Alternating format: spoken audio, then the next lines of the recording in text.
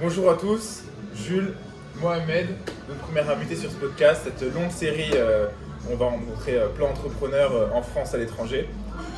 Mohamed, fondateur, tu m'as pas dit le nom de ta société? Math. M-A-A-T.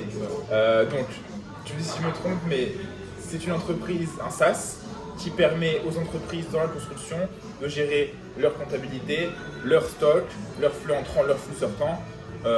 Une interface que j'ai pu voir qui est très esthétique, qui est facile d'accès, pas besoin de consultant pour la gérer, pas besoin de payer l'entreprise pour venir faire 10 000 présentations ou de mettre un expert là-dessus pour pouvoir la gérer. Elle est facile d'utilisation et surtout, elle est adaptée au marché dans lequel nous sommes, ici en France et puis surtout en Afrique, puisque d'origine Côte d'Ivoire.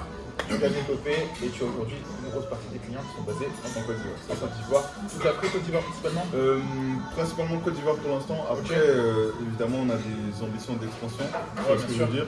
Moi, honnêtement, j'ai commencé en freelance. Du coup, j'ai toujours des clients avec qui j'ai commencé aujourd'hui en France, qui, pour certains, sont devenus aujourd'hui des gros clients. Donc, des très intéressantes parties du coup pour Mahat. Donc je vais juste te reprendre un petit peu. Si j'ai fait des petits... Ouais, t'inquiète. Je sais pas tout à fait. Non mais c'était bon à 90%. Ouais. Si tu veux, Mahat, le SaaS, c'est juste une partie. C'est juste un produit. C'est qu'on vend, tu vois. C'est-à-dire dans les années qui vont venir, on va produire plusieurs SaaS, plusieurs logiciels pour différentes structures et ainsi de suite. Ok. Mais le centre, c'est un peu autour du logiciel et tu fais le voir. Créer des solutions pour les grosses entreprises. Totalement. Pour les entreprises, du B2B principalement. Parfait. Bon, ça va être un petit peu désordonné, on va parler un petit peu de tout. Je pense que les principaux sujets, ça va être la vente, la vision, du jeune entrepreneur avec une bonne vision, je pense. Et puis l'organisation, on va parler un peu de tout. Il y a une première chose dont je voudrais parler, parce que moi j'ai rencontré Mohamed sur Instagram avec une vidéo de Cold, je vous la mettrai directement. Allô? Oui, bonjour, vous allez bien? Oui, bonjour. Alors, je suis Monsieur Kaba, président de la société Mahat Service Consulting. Donc, on est une entreprise qui est spécialisée dans le génie logiciel. Donc, aujourd'hui, on a mis en place plusieurs outils, du coup 100% made in Côte d'Ivoire, qui peuvent faciliter la gestion du coup des employés, la gestion des appartements, des travaux pour les entreprises immobilières. Donc j'aimerais envoyer mon commercial, du coup un de mes commerciaux chez vous la semaine prochaine, mardi, plus précisément pour vous présenter ces différents outils et voir comment on peut réfléchir à quelque chose ensemble. Ok, il n'y a pas de problème. D'accord, parfait. Donc appelez-moi oui, le lundi d'accord. pour qu'on puisse planifier le rendez-vous durant la semaine. D'accord, il n'y a pas de souci, c'est bon pour moi. Alors, je dois vous laisser. Bon. Oui, je dois vous laisser. J'ai un appel qui arrive, mais mon responsable commercial vous appellera. Vous inquiétez pas. Il n'y a pas de problème, ça marche. Au revoir. Cette vidéo, moi, j'ai trouvé super pertinente parce qu'elle est efficace. C'est exactement ce qu'il faut en vente. C'est être efficace, c'est mener un appel, l'idée l'appel. Et pour moi, c'était carrément ça. J'étais impressionné, d'ailleurs, je sais pas plus de vidéos dessus. Franchement, l'appel, tu le vois, c'était 30 secondes. Ouais. Tu prends quelqu'un. Tu lui as jamais parlé avant? Jamais du tout. Et en 30 secondes, tu lui mets un rendez-vous. Tu me dis, si tu mets 45 minutes à choper 5 rendez-vous sur une semaine pour tes commerciaux. C'est monstrueux. C'est quoi le secret? Dis-nous le secret un petit peu. Alors, on va dire qu'aujourd'hui, pour pouvoir prendre des rendez-vous comme ça aussi facilement, on va avoir trois choses. C'est principalement, il faut que la personne qui est à l'autre bout du fil puisse directement comprendre qu'il y a une personne d'autorité. Du coup, quand il décroche le téléphone. Alors, pour nous, ça va être facile parce que si tu veux, aujourd'hui, on est des patrons, fondateurs, tout ça. Mais dans le cadre d'un commercial, par exemple, c'est beaucoup plus intéressant de se positionner, de se mettre dans la position d'un expert de ce qu'ils vendent plutôt que d'un commercial. Tu vois, parce qu'aujourd'hui, en tant que dirigeant, c'est des gens qui sont très occupés. Donc aujourd'hui, c'est des gens qui ont besoin de conseils. De conseils, ils en ont besoin. Tu vois, les commerciaux qui appellent, exactement, plus que comme un conseiller. Les commerciaux qui appellent, ils en ont beaucoup. Les commerciaux, des conseillers, pas forcément beaucoup. C'est vrai. Déjà, c'est la position d'autorité. Ensuite, il faut que tu lui fasses comprendre que tu vas lui faire gagner du temps, ça c'est le deuxième point, et de l'argent. Ok, super, parfait. C'est 100% raccord avec ça. Et donc, il faut aller vraiment droit au but. Donc, du temps aller très vite. Ouais. Pas, Même qu'ils le ressentent, tu vas gagner du temps avec toi. Exactement. Qu'ils le ressentent, c'est ça. Donc il faut aller droit au but dès les premiers échanges, lui imposer directement le cadre. Après pas brusquer, mais il faut l'amener correctement. Ok. Donc avec ça, normalement, si vous arrivez à mettre en place ces trois choses-là, lui faire comprendre la sensation qu'il va gagner du temps, comprendre la sensation qu'il va gagner de l'argent, et vous positionner en personne d'autorité, c'est sûr que 5 rendez-vous en 45 minutes, vous les Magnifique. Franchement, c'est super. Est-ce que tu pourrais nous raconter par rapport à la vente? Après, j'aimerais bien parler, c'est, tu as 22 ans. On peut dire que c'est jeune. Moi, je trouve ça pas jeune parce que je sais qu'on peut commencer à tout âge dans l'entrepreneuriat. Mais quand est-ce que tu as commencé? Quand est-ce que tu t'es dit, je veux être entrepreneur, je veux monter une boîte, je veux faire des millions, je veux gérer des employés? À quel moment tu t'es dit ça? Alors ça remonte d'il y a pas mal longtemps et là je vais raconter des aspects que en fait personne ne sait sur mes réseaux. Ça a commencé quand j'avais 16 ans. Ok, c'est jeune. Il faut comprendre que de base moi je voulais être architecte. Ok. Parce que j'ai toujours eu un don pour ça, donc je pourrais leur mettre des exemples. Ouais, je vais t'envoyer si tu veux. J'ai toujours eu un don pour ça. Après je suis pas du tout content d'avoir fait autre chose. Je suis pas du tout frustré d'avoir fait autre chose, je suis même très content, ça me permet de découvrir beaucoup de choses. Ouais. Donc j'avais déjà cette fibre entrepreneuriale qui venait. Donc l'architecture, mes parents m'ont dit non. Parce que, soi-disant parce que voilà, c'est un métier artistique et tout ça. Ok. Donc ça a créé une frustration, donc je savais pas trop ce que je voulais faire. Ok. Donc je perdais un peu confiance en moi. Et là je me suis lancé dans le développement personnel. Ok, c'est parti de là. C'est parti de là. Ouais. Et dans le développement personnel, donc au début je cherchais à avoir confiance en moi, mais plus j'avais confiance en moi, plus je me rendais compte que en fait je pouvais me permettre d'avoir de l'ambition. Tu vois ce que je veux dire? Ça veut d'accord. Plus je peux me permettre d'avoir de l'ambition. Donc à ce moment-là je me dis, c'est faux, hein, c'est pas vrai, mais je commence à me dire ouais l'école c'est de la merde. Je veux me faire Ouais, tout il y a des seul. choses, ouais, si tu vois, je peux le faire tout seul et tout ça. Ah, bien sûr. Après, donc je commence par là, donc j'ai mon bac du coup en terminale, donc j'arrive avec vraiment un niveau de confiance en moi qui est à son prime. À son prime, donc je faisais des vidéos YouTube à l'époque, je savais pas monter. Donc je faisais des vidéos de développement personnel, donc je devais parler pendant 10 minutes sans montage, tu vois, non-stop. Wow. C'est pour ça que là je commençais à avoir des petites aisances à l'oral, tout ça. Donc si la vidéo elle marche pas au bout de 6 minutes, bah tu recommences quoi, tu vois. T'es obligé de Donc j'arrive en France, en fait je me dis j'ai un talent pour l'architecture et j'ai envie de gagner des sous. Qu'est-ce que je fais? Et là ça va te faire rire. Ah, t'es en Côte d'Ivoire encore? Quand je suis arrivé en France pour la première année, après mon bac. Je suis arrivé juste après mon bac ici en France. Donc j'ai envie de gagner des sous, je suis doué pour l'architecture. Donc les premiers clients, c'était des étudiants qui étaient en école d'architecture. Donc ils me payaient pour faire leur projet de fin d'année. D'accord, smart, très bien, ça c'est pas mal. Donc c'est pas mal du tout ça. Ils me payaient pour faire leur projet de fin d'année, tu vois. Donc c'est parti de là. Et après ça, j'ai enchaîné pas mal d'autres petits business. Donc du marketing de réseau, du marketing digital, un peu tout ce que je pouvais pour gagner des sous, mais dans lequel je me retrouvais pas forcément de fou. Pas toi, si tu vois ce que je veux dire. Tu vois ce que je veux dire. Donc après, il y a cette ambition-là de créer quelque chose sur mon continent, sur là où je suis né, qui est arrivée. Et en même temps est arrivée l'idée que en fait, j'en avais un peu marre aussi, si tu veux, des petits business, donc qui n'étaient pas trop structurés, tu vois. Je voulais quelque chose de vraiment... avec la responsabilité. Avec la responsabilité et tout ça. Tu vois. Donc je me suis dit, je suis pas un petit pion et tout ça, tu vois, parce que quand même, aujourd'hui j'ai 22 ans, ça faisait quand même 5 ans en arrière que en fait j'étais entrepreneur, tu vois ce que je veux dire. À un moment t'as un peu un ras-le-bol, tu te dis, il faut que je fasse un truc concret pour une fois, tu vois. Pas que de l'argent, vraiment. Pas que de l'argent, vraiment du concret, tu vois. Où tu vas vraiment construire quelque chose, construire une vision avec les gens. Donc c'est là que je crée l'entreprise. Du coup. Et c'est ça qui donne place à tout ça. Magnifique. Un très beau parcours. Très bonne histoire. Merci beaucoup. Très bonne histoire. Et donc pourquoi la construction? Pourquoi ce logiciel? Et déjà, est-ce que tu peux nous refaire une petite présentation à ta façon, je pense, du logiciel? Du logiciel? Ouais, vends-nous un peu le logiciel, là, dis-nous concrètement, là, imaginons, je suis un prospect, j'arrive chez toi, bonjour, je viens voir l'entreprise Mahat, j'ai de l'information, combien? Vends-moi. Alors, je vais te le faire en 2 temps. Dans un premier temps, je vais t'expliquer ce qui crée le besoin pour moi de construire ce logiciel. Donc c'est-à-dire, je me lance dans une entreprise où je décide de faire du SaaS. des logiciels métiers, donc de produire des logiciels pour les entreprises qui en ont besoin en Afrique. Donc moi j'ai deux cibles, les grands comptes et les PME. Donc au niveau des grands comptes, c'est facile à vendre, eux ils vont mettre le billet qui va avec, etc. et tout. Les PME, ils ont un besoin, pas forcément le budget qu'il faut allouer pour aller avec, dans un premier temps directement. C'est pas prévu.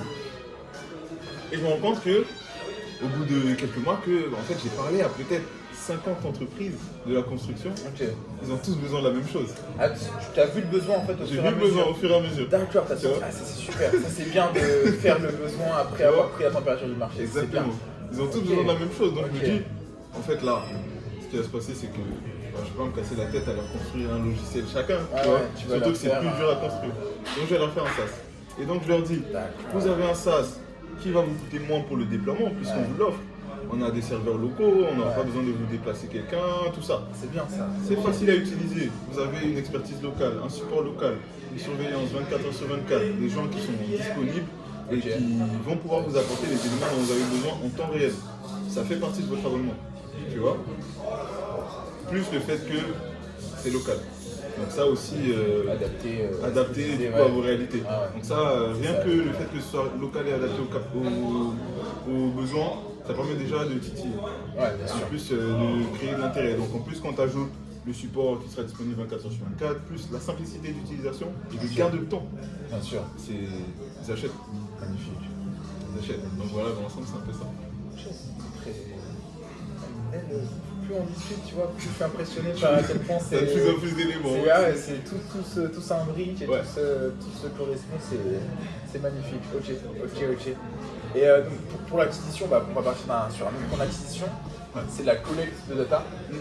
Comment tu fais aujourd'hui? Parce qu'il y en a beaucoup qui me disent oui, mais je parle à tout le monde, les gros entrepreneurs comme les petits entrepreneurs. Beaucoup de monde aujourd'hui vient me voir et me dit je ne sais pas qui appeler.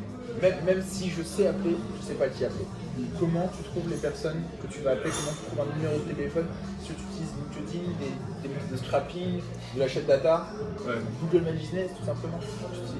Ok, alors je vais tout dire, tous les secrets qu'on ne dit pas d'habitude.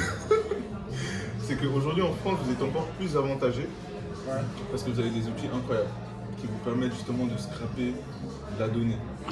Moi aujourd'hui personnellement, alors c'est pas trop développé sur mon marché principal, c'est-à-dire l'Afrique.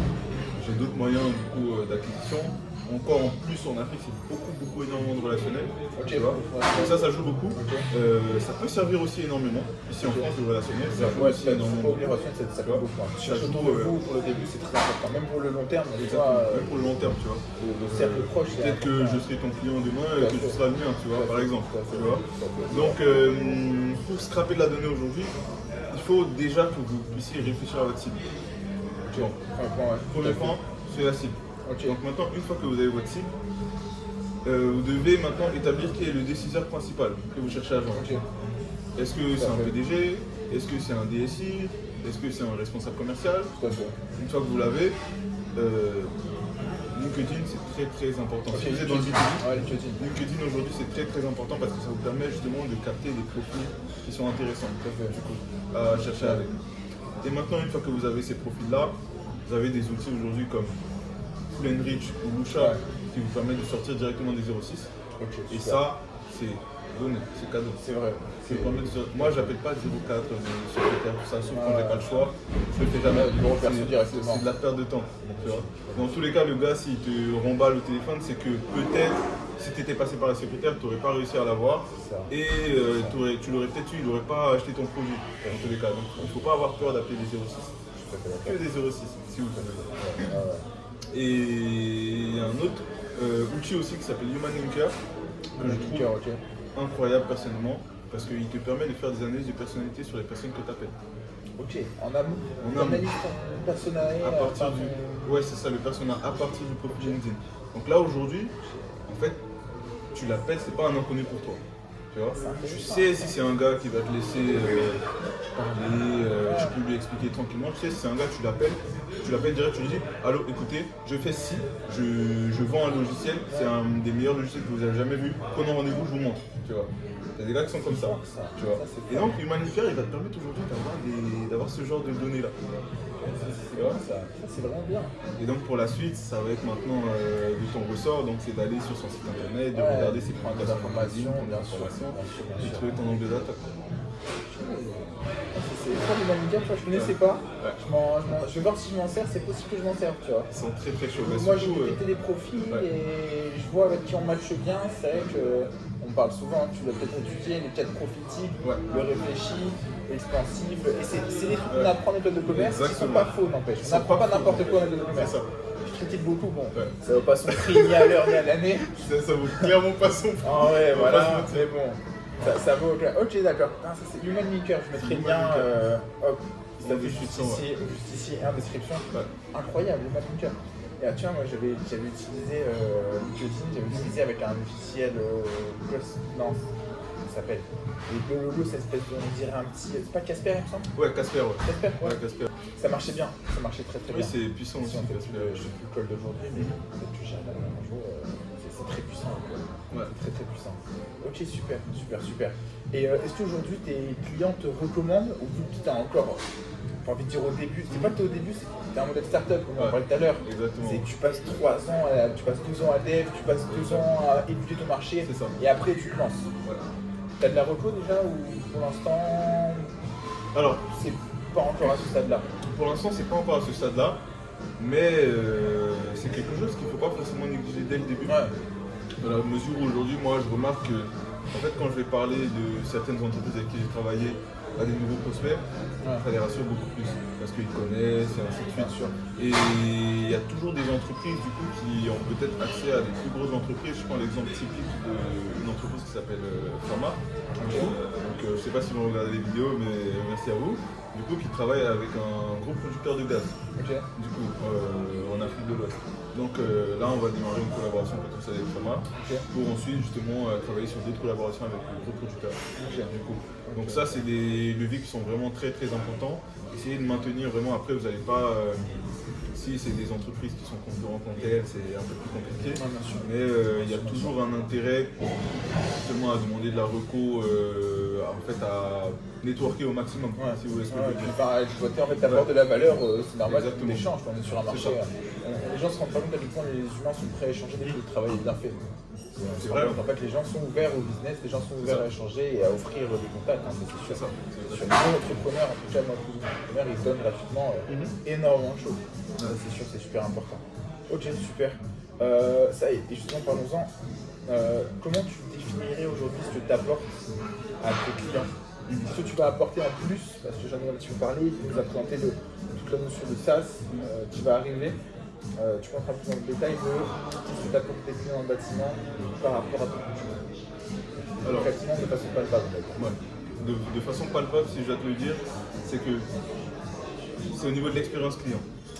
Pour moi, personnellement, quand j'allais parler à mon client, et j'ai même fait une vidéo là-dessus, en fait, moi, c'est réjouissant pour moi de voir qu'à chaque fois que je vais parler à un client, on me regarde dans les yeux et il me dit « Mais monsieur, j'ai l'impression que vous êtes dans ma tête. » Ah ok, super. J'ai l'impression que vous êtes dans ma tête. Avec mes concurrents, c'est des grosses boîtes. Alors moi, j'ai pour mission de faire grandir ma boîte au maximum, mais je tiens quand même à garder ce niveau de proximité là avec les clients. C'est quelque chose que je veux toujours maintenir, sur lequel j'insiste énormément, parce que le client, il sent que tu mets en place une solution, que tu viens développer quelque chose chez lui, pas juste pour vendre. Tu vois, pas juste pour vendre, mais en fait que tu réponds vraiment à son besoin. C'est pour lui, quoi. C'est adapté à ce qu'il veut, en fait. C'est simple. En fait, tu l'as simplifié. C'est la même chose. Tu t'es pas pris la tête pour faire de gens à faire des trucs un peu compréhensibles. Et tu as fait ce qu'il demandait. C'est tout les gens besoin. En fait, c'est ce que les gens besoin. Ok, exactement. En fait, j'ai compris mon client. Ça, justement, ça a pris plus de 50 entreprises du même secteur d'activité. Des fois, je me rends compte que avant, je ne comprenais pas les gens qui démarchaient. Et maintenant, c'est la seule chose qui m'importe.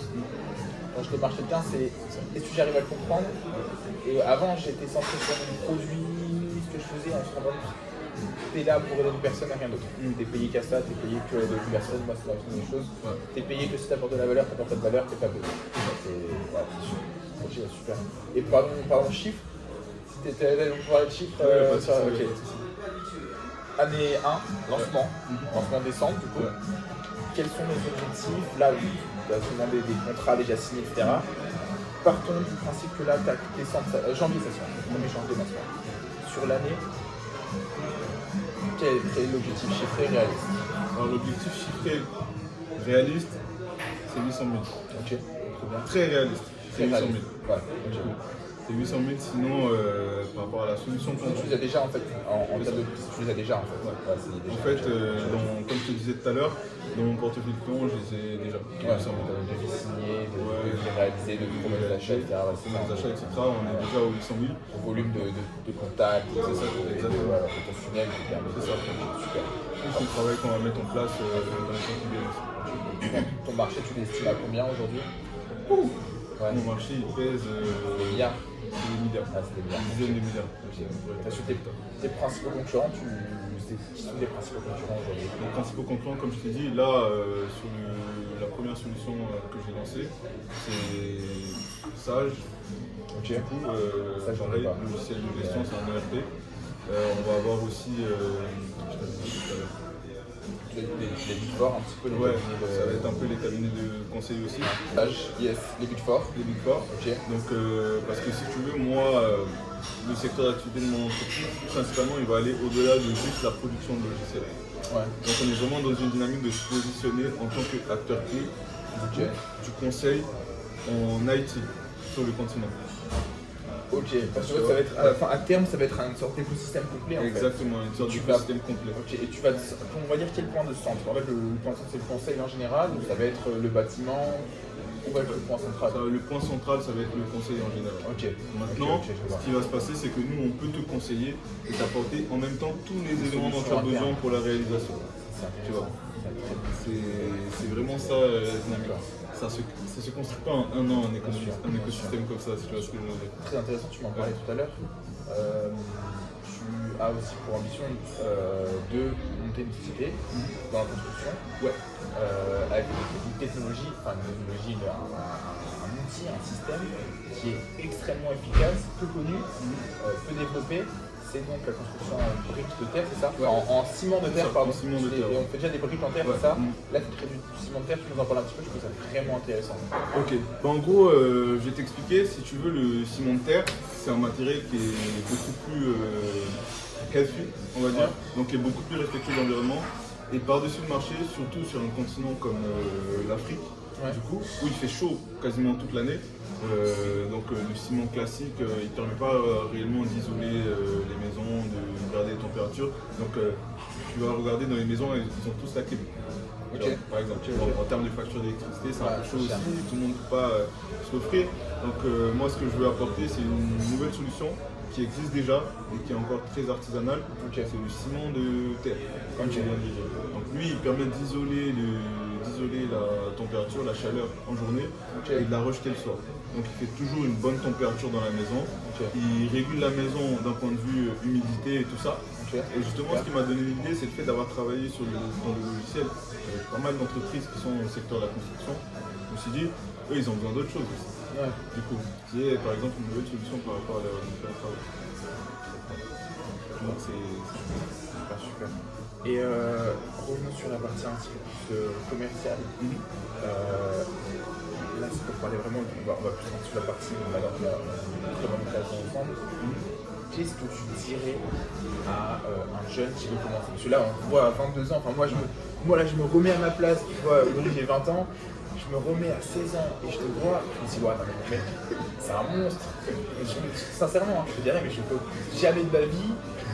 Ce mec me donnerait l'heure, tu vois, je me remets à 16 ans, les week-ends c'est boire de l'alcool, boire, je fais rien de ma vie. Bon, aujourd'hui, les choses ont bien changé c'est après plus important. les trois grosses années de travail. Qu'est-ce que tu dirais à un jeune qui te voit comme ça? Et parce que moi ça m'aurait impressionné, tu vois. Même moi aujourd'hui, les chiffres que je fais aujourd'hui, tu vois, j'ai jamais pensé, j'essaie, allez, ma meilleure journée, je fais 10 000 € en un jour, jamais j'aurais pensé à ça. Qu'est-ce que tu dirais à un jeune qui a à peu près l'âge où tu t'es lancé?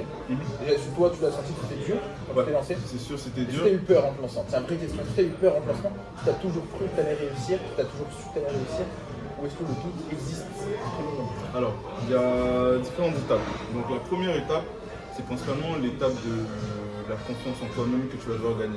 Ouais. Parce que la peur, elle existe toujours. Ok. La peur existe toujours. En fait, la peur, il ne faut pas chercher à la fuir. Il faut l'embrasser, il faut vivre avec, si tu vois ce que je veux dire. Je sais pas toi, mais moi aujourd'hui, même des fois, j'ai peur parce que je me lance sur des marchés, tu vois. Tu vois. Je sais pas ce que je fais tous les jours.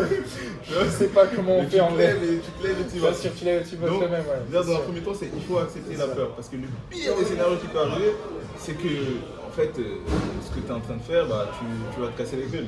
Ouais. Et qu'est-ce qui va se passer après? Tu vas te lever. Ouais, c'est quoi, ça. à 16 ans, t'as pas d'enfant, t'as pas de femme. C'est ça, je t'en Ouais, fous. tu t'en fous, tu vois, t'as tous les risques à prendre. Tu vois, même J'ai aujourd'hui. vu un rabbin il y a pas longtemps qui parlait et il disait oui mais dans la vie les gens ils ont peur de tomber. Mais est-ce que dans ta vie t'as vu une seule fois une personne dans la rue marcher, tomber et pas se relever? Il a dit non moi je suis tombé, je reste assis. Je bouge plus, C'est pas possible. je reste assis. Bah non, tout le monde se relève, bah, c'est pareil. Ouais ok, super. possible. J'adore ce truc de la peur et ils disent avouez ça. Moi j'ai peur tous les jours j'ai peur. Évidemment je ressens du stress tous les jours, ça arrive à tout le monde. Ouais. T'as de la peur, t'as du ok super, très belle phrase. Donc embrasser la peur, C'est ça. pas renier sa peur de se lancer. Ok super. Super. Et c'est surtout, si vous atteignez ce niveau-là, à partir de ce moment-là, vous avez maîtrisé votre confiance en vous-même et la loi d'attraction. Ouais, tout à fait. C'est d'être absolument convaincu que vous allez y arriver. Parce qu'il n'y a vrai, aucune c'est raison vrai. de ne pas y arriver. C'est en vrai, soi, c'est si tu vrai. vois ce que je veux dire. On en parlait tout à l'heure, Ouais. je suis tout à fait d'accord. Il n'y a aucune raison de ne pas y arriver. C'est-à-dire qu'il faut Tu t'entraînes, tu peux pas tomber. sois convaincu. Si tu t'entraînes, tu ne peux pas tomber. C'est vrai, c'est même pas une blague. C'est vrai. C'est vrai. Parce que C'est j'ai vraiment jamais vu C'est vrai. quelqu'un, parce qu'on voit plein de speakers qui racontent comment ils ont réussi. J'ai jamais vu personne arriver sur un plateau et dire ah non, moi j'ai tout essayé, j'ai travaillé tous les jours, 12 heures par jour, matin, midi et soir, pendant 10 ans et j'ai échoué. Je crois que c'est T'as déjà vu ça? J'en parlais pendant une fois, je me dis, mais après, est-ce que t'as déjà vu il est où l'entrepreneur qui échoue? Genre, ça n'existe pas. Il n'y a pas d'entrepreneur qui échoue toute sa vie, ça n'existe pas. Ça arrive pas, C'est pas possible. Les gens, ils parlent de chance, c'est un truc que j'adore. J'en parle tout le temps. Oui, c'est de la chance. Bien sûr, c'est de la chance. Mais imagine que tu as un dé à 6 faces, ou tu as même 2 dés à 6 faces. Ton seul moyen de passer à l'étape d'après sur le jeu, c'est de faire un double 6. Bah, ton dé, personne ne t'empêche de lancer. Ouais. Tu lances autant de fois que tu veux. Toi, tu as lancé une fois, 2 fois, 15 fois. Oui, des fois, il y en a, ils ont des dés plus faciles que d'autres à jouer, bien sûr. Quand tu joues pour toi, tu joues pas pour les autres. Bah ouais. Donc lance ton dé autant de fois que tu veux. On a la chance que, même si t'as que 10% de réussir, bah essaye 10 fois. C'est ça. T'es censé 90 fois 90%, etc. Tu peux quasiment sur 100% de réussir. Faut juste en Donc ça c'est vraiment quelque chose qu'il faut prendre en compte dans votre équation, c'est que en fait il y a des épreuves que vous ne soupçonnez même pas qui vont arriver. vrai, Je sais pas c'est si tu te vrai. rends compte aujourd'hui, mais t'es un gars comme moi, t'as 22 ans, Ouais. tu vois. Il y a des gens à payer à la fin du mois, sinon ils payent pas leurs factures, ils nourrissent pas leurs enfants. Ouais, tu vois. c'est vrai, Il y a c'est des vrai. mois où on va pas se le mentir, moi je suis pas partisan de dire que tout est beau, tout est rose. Il y a des mois où j'ai pas réussi, j'arrive pas à payer mes employés. tu vois. Je vais trouver des solutions, c'est-à-dire en 2 jours, ça arrive, tu vois, ça arrive, en 2 jours, je dois me dépêcher, sortir, passer 10 millions de calls, signer un nouveau client, sinon des je fois, suis dans le trou, tu vois. Je me suis trouvé comme ça l'année dernière. Tu vois, Les et- impôts, première fois que j'ai payé les impôts, j'avais mal géré mes trésors. Je me retrouve avec des milliers d'euros à sortir. Et là tu te dis, Et sur le compte, en fait, je faisais pas encore de Jenny à ce moment-là, je faisais que du gold. Ouais. Et je me retrouve à devoir sortir quelques milliers d'euros, et j'avais pas assez, littéralement. Et bah, mon gars, je peux te dire que pendant un mois, j'ai bossé comme un chien. Je peux te dire que j'ai explosé mes chiffres comme jamais, mais t'as pas le choix. Pas le Ça, choix. c'est sûr, c'est sûr. Mais pour revenir au début, c'est sûr qu'au début, tu te lances. c'est ça, C'est d'embrasser l'échec. c'est ça, c'est dans D'aller vers la peur, aller vers ce que tu as la peur. Exactement. C'est super. Super. J'adore. Et parce qu'il y en a qui des fois me parlent de business, c'est vrai que même moi au début, tu vois, j'aime pas quand on me dit ah je veux demander de business. J'aime pas. Même moi au début, tu vois, j'en demandais. Qu'est-ce que tu donnerais comme conseil? Comment toi t'as fait pour trouver tes premières idées business? En fait, c'est quelque chose que vous avez sûrement déjà vu sur YouTube. Donc quand tu cherches des idées, tu te dis souvent aussi ouais mais ils disent tous la même chose, mais c'est vrai. En fait, il faut regarder autour de toi. Tu vas pas le trouver d'un coup, hein. Tu vas pas le trouver d'un coup. Il y a même des idées que tu vas voir qui n'ont pas forcément de peur, tu vas pas forcément te sentir à l'aise pour rentrer là-dedans. Ouais. En fait, c'est d'y aller dans un premier temps et de regarder. Quand j'ai lancé la société de conseil, je savais pas qu'aujourd'hui j'allais faire du logiciel. Ouais. Tu vois? C'est-à-dire Ouais, pour bien sûr. moi, déjà, j'allais me lancer, j'allais conseiller des entreprises, tout ça directement, aller attaquer le marché cible que je vis. Ouais. Tu vois? Et après, tu te rends compte que, en fait, déjà, tu as 20 ans, tu vois. En plus, tu viens de commencer, tu n'as jamais eu de client. Quelle entreprise va te faire confiance pour les conseiller? Ouais, bien sûr. Bâtis une expertise dans quelque Tu chose. peux après, ça Tu peut vois, marcher, après, ouais. ça peut marcher. Ça peut. Au Ça peut marcher. bluff, Oui, au bluff. ou au 0 €, des fois ça peut marcher. Effectivement, Mais des ça. fois il va même pas perdre de temps, il dit Oui, il va pas perdre de même temps. pour du 0 €, il te refuse. C'est ça. Et puis, c'est de la stratégie pour chacun. Chacun a, on va dire, À son des chemin. manières différentes, tu vois, Ouais. de contrer ça. Ah, bien sûr. Moi, je me suis dit, bâtis une expertise dans quelque chose, dans différents secteurs d'activité. Une fois que tu as une expertise dans ces différents secteurs d'activité, maintenant tu es expert, tu vois. Tout à Et fait. tu peux te positionner en personnage de conseil. Ok, Tu vois. super. Et donc c'est ça qui m'a emmené jusqu'à là. Magnifique. Là, on va faire un processus de confirmation de l'expertise. C'est très beau. Très beau. Et pour le dernier mot de la fin, comme ça on fera sûrement une prochaine vidéo ensemble dans quelques temps. Ouais. Là, si tu devais te fournir, quels sont encore plus dans la profondeur du business, quelles sont tes problématiques actuelles, comment comptes-tu les résoudre? Voilà, un petit peu de cas concret là. Qu'est-ce que tu vis aujourd'hui qui est compliqué dans ta boîte? Qu'est-ce que tu mets en place pour le résoudre? Alors, ce qui est compliqué principalement pour moi, c'est que je m'attaque à un marché qui est déjà conditionné. Ok. Tu vois, je m'attaque à un marché qui est déjà conditionné, que ce soit par rapport au cimentaire ou au logiciel.